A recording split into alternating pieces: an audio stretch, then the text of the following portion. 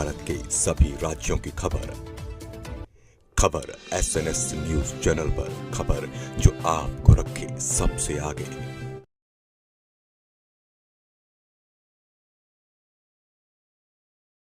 2030 का भारत। 2030 के भारत में हम 3 मुद्दों पर बात कर रहे हैं: गरीबी, भुखमरी और शिक्षा। इन तीनों ही मुद्दों को लेकर हम लगातार नए नए चेहरों से बात करते आ रहे हैं, और आज जो चेहरा हमारे साथ मौजूद है उनके बारे में बता दूं कि वो राष्ट्रीय सिख संगठन के लीडर हैं और राजस्थान हाईकोर्ट के एडवोकेट भी हैं। काफी जाने माने केसेस लड़ चुके हैं और उनका नाम है मिस्टर गुरुचरण सिंह गिल। सर, सबसे पहले तो आपका बहुत बहुत स्वागत है हमारे इस खास कार्यक्रम में। तो सर, जैसे कि हम 2030 के भारत पर बात कर रहे हैं, 2030 का सप्ताह लेकर चल रहे हैं, मैं आपसे जानना चाहती हूँ कि 2030 में आप भारत देश को कहाँ देखते हैं, गरीबी, भुखमरी और शिक्षा के पैमाने पर? ऐसा है, पहले तो जो भारत है वो प्रतीक है हमारी सांस्कृतिक विरासत का, आध्यात्मिक उच्चता का। पहले मैं उसको उस दृष्टि जी। से देखता हूँ, और वो हम्म। सारी आर्थिक पक्ष भी जो है साथ ही साथ देखना होता है। उस नाते हमको विचार करना चाहिए। मैं सोचता हूँ कि जब देश की आजादी की लड़ाई लोग उठ रहे थे, उस समय जो आर्थिक पक्ष ये था कि हमारे देश के जो संसाधन है बहुत ही पुष्ट हैं, अधिक हैं। इसलिए तो भारत सोने की चिड़िया था, संसाधनों के कारण। और चूंकि विदेशी सत्ताएं हमारे संसाधनों का दोहन करती थी, इसलिए आर्थिक पक्ष से ये लड़ाई का ये भाग था। लेकिन हुआ क्या है, आप देखिए कि कितनी दुखद बात होती है कि देश को आज 75 साल हो गए और आज भी सरकारों को लोगों को भूखे ना मर जाए इसलिए फ्री अनाज देना पड़े। इससे जी। दुखद, शर्मनाक बात इस लोकतंत्र में जिसे हम भारत के लोगों ने स्वीकार किया है। उन लोगों ने, जिन्होंने राजनेता थे, उन्होंने सही दिशा नहीं दी। उन आर्थिक एंटरप्रेनर्स ने, उद्यमियों ने, जिनसे ये अपेक्षा की जाती थी कि वो रोजगार सृजन करते, विकास करते, लेकिन उन्होंने आज भी देश को इस स्थिति में ला दिया है।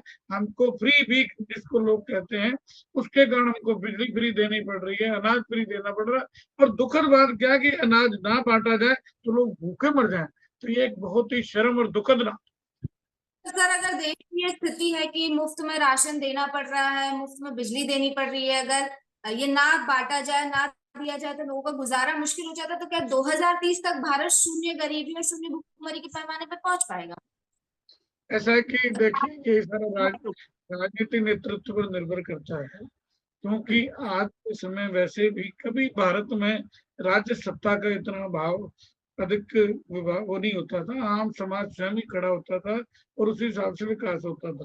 लेकिन व्यवस्थाओं के तहत राजनीतिक सत्ता का बहुत बड़ा कंट्रीब्यूशन कह दो, रोल कह लीजिए, वो आ गया है। इसलिए सरकार की जो योजना है उसमें ही हो सकता है। और मेरा कहना है कि देखिए, आप लोगों को काम दीजिए, रोजगार दीजिए। हुआ क्या कि हमने उदारीकरण किया, कोई बात नहीं, विकास के लिए उदारीकरण करना पड़ता है, लेकिन हमारे देश के उद्योग धंधे थे वो सारे खत्म हो गए। स्मॉल स्केल इंडस्ट्री बहुत विपरीत परिस्थितियों में संघर्ष करके किसी भी प्रकार जीवित है।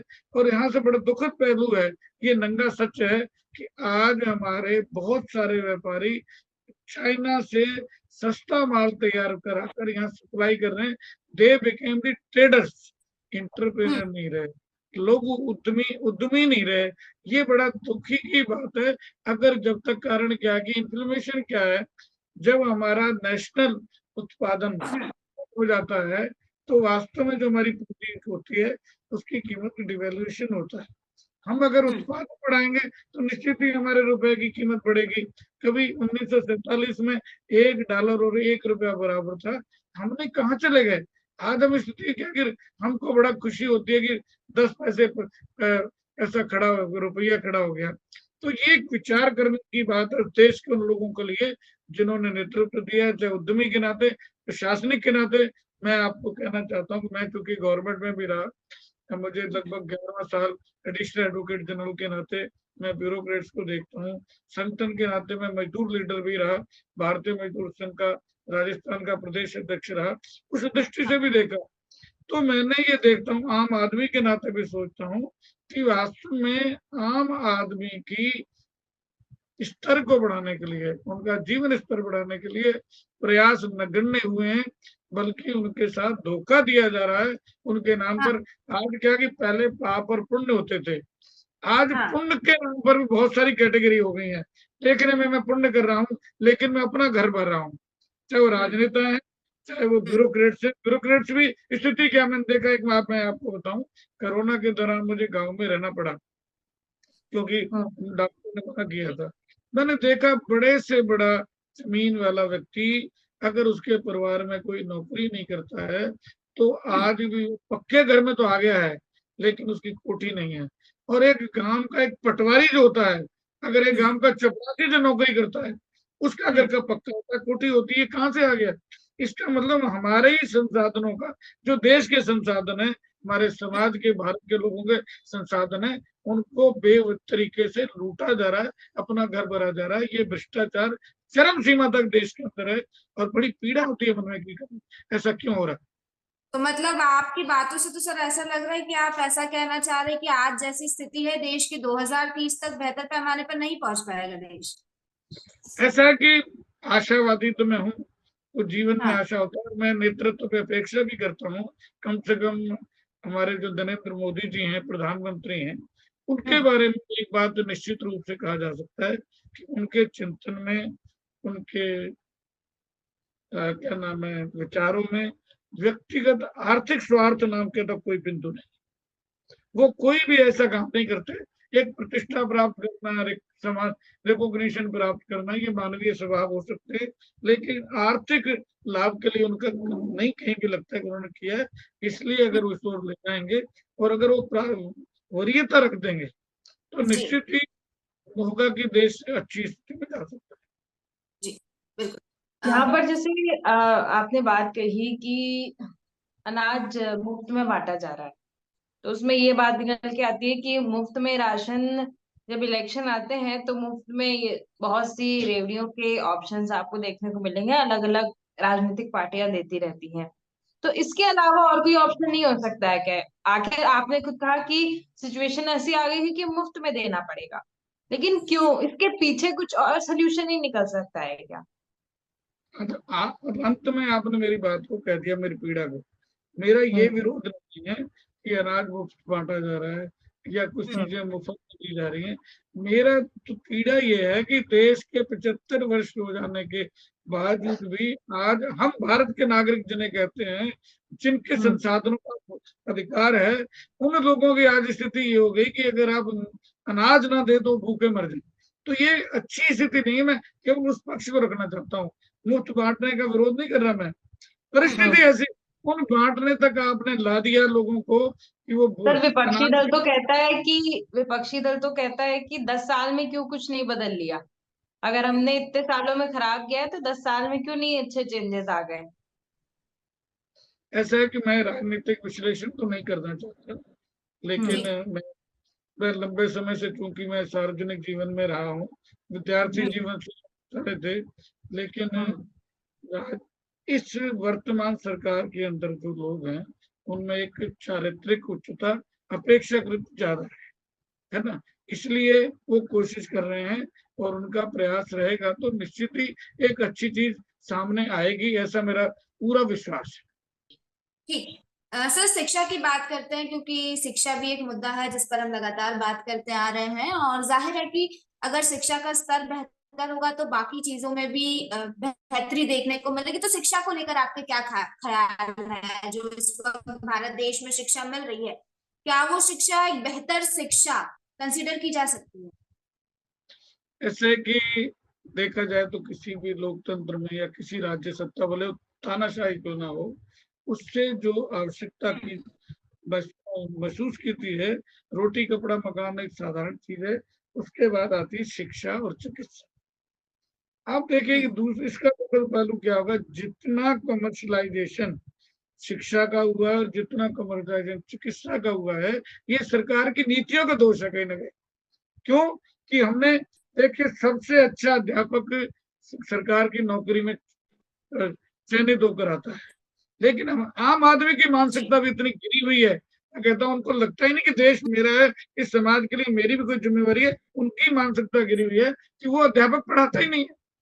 एक साधारण सा अध्यापक को जिंदगी में कभी नौकरी नहीं मिली, वो प्राइवेट स्कूल में जाकर बच्चों के अच्छे परिणाम देने के लिए वातावरण बना देता है। लेकिन सरकारी जो बेस्ट वो है, इसी प्रकार की चिकित्सा का हाल है।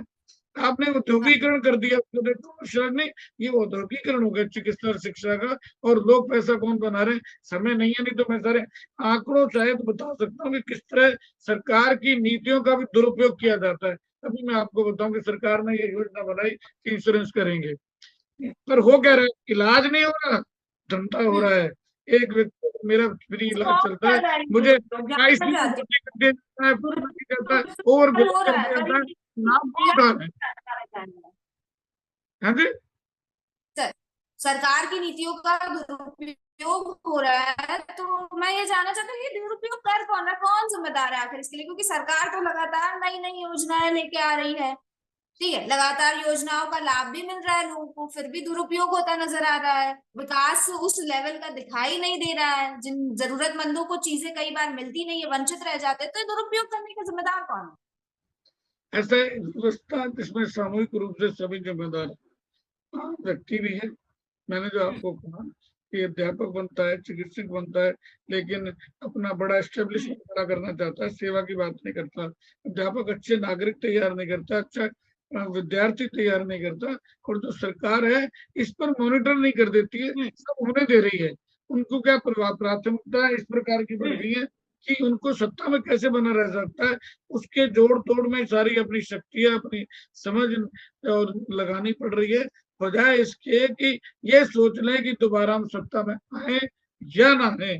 पर एक बार हमको अवसर भारत के लोकतंत्र में दिया है तो हम अपनी प्रेस्टीज, अपनी उसकी कीमत पर भी भला करेंगे आम आदमी का। ये मानसिकता होगी तो निश्चय ठीक। जी सर, क्योंकि राजस्थान से आप बिलोंग करते हैं, राजस्थान की स्थिति जानना चाहती हूँ मैं आपसे कि राजस्थान में अगर मैं बात करूं तो गरीबी के क्षेत्र में क्या स्थिति? क्योंकि अक्सर राजस्थान के कुछ क्षेत्र ऐसे हैं जहाँ पर सूखा भी पड़ जाता है, इस वजह से काफी ज्यादा समस्या होती है लोगों को। तो वहां क्या स्थिति है? अगर हम 2030 तक देखें तो राजस्थान कहाँ दिखाई देगा हमें? ऐसा ही कभी राजस्थान बीमारू राज्य में होता था, जी लेकिन मैंने कहा ना, मैं मजदूर क्षेत्र में, तो मेरा दूर ग्रामीण क्षेत्र हर राजस्थान के हर हिस्से में जाने का मौका मिलता है। उसमें बहुत विकास हुआ है। एक तो इंफ्रास्ट्रक्चर जो डेवलप हुआ, आप देखिए कि उसके कारण से सड़कों वगैरह से, आवागमन के साधन से देश का विकास होता है, क्योंकि नसें हैं खून की, जो अच्छी तरह खून बहता है तो स्वस्थ स्वास्थ्य अच्छा रहता है। दूसरा इसमें ये भी हुआ कि आप देखें कि बिजली की का भी यहाँ अच्छा उत्पादन होता है, हम सारा कर रहे हैं, इसलिए राजस्थान विकास कर रहा है। तीसरी बात यह है कि राजस्थान की जो मानसिकता है ना, वो अति भौतिकवादी नहीं है, इसलिए जो उनके पास है उसको ही तरीके से विचार करके अपने खर्चों को सीमित करके अपने सारे को करते हैं। तो राजस्थान एक अच्छे विकसित राज्य में हो जाएगा। और जिनको भौतिक आकांक्षा है वो लोग कमजोर हो रहे हैं। जैसे पंजाब सबसे बड़ा उदाहरण है, जो सबसे ज्यादा जितनी आय थी, आज दिखावेबाजी के कारण पंजाब जो है ना बहुत गरीब स्थिति में पहुंच गया है। और पहले चूंकि पंजाब में विदेशों से पैसा आता था, इसलिए पता नहीं लगता था। सर, आप कह रहे कि राजस्थान विकास कर रहा है। मैं एक रिपोर्ट पढ़ रही थी, आप भी शायद जानते होंगे, एक रिपोर्ट सामने आई है चाइल्ड ट्रेडिंग के केसेस साउथ राजस्थान में, सदर्न राजस्थान का जो इलाका, वहाँ चाइल्ड ट्रेडिंग के केसेस बहुत ज्यादा, मतलब पिछले एक साल में लगभग 7 केस है जो ऑफिशियली रिपोर्ट में सामने आया है कि लोग, क्योंकि लोगों के पास पैसा नहीं होता है, गरीबी के चलते मजबूरी में लोग अपने बच्चों को अमीर लोगों को बेच देते हैं। तो अगर ऐसी स्थिति है, तब गरीबी के चलते लोगों को अपने बच्चों को बेचना पड़ रहा है, तो फिर हम क्या समझे? ऐसा मेरा सोचना है कि नैतिकता और गरीबी का आपस में बहुत ज्यादा रिश्ता है।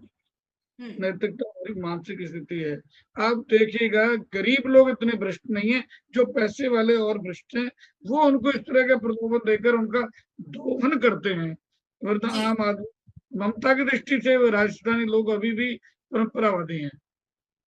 ठीक, और रिपोर्टेड ये रिपोर्टिंग भी एक पॉलिटिक्स है। मैं आपको बताऊं, ये भारत की छवि विदेशों में खराब करने वाले लोग भी हैं, और भी कई कारण है। मैं उसका भी जानता हूँ, विषय समय नहीं है, ये सारी हाईलाइट दूसरी कारण भी होता है।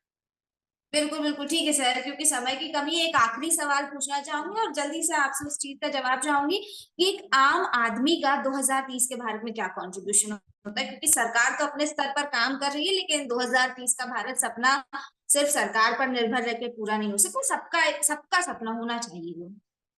ऐसा ही मेरा सोचना है कि आम आदमी जब समाज के लिए समर्पित नहीं होगा, तो मैं अपना ही प्रूफ बताऊं, मैं हमेशा कुछ बच्चों को गोद लेता हूँ।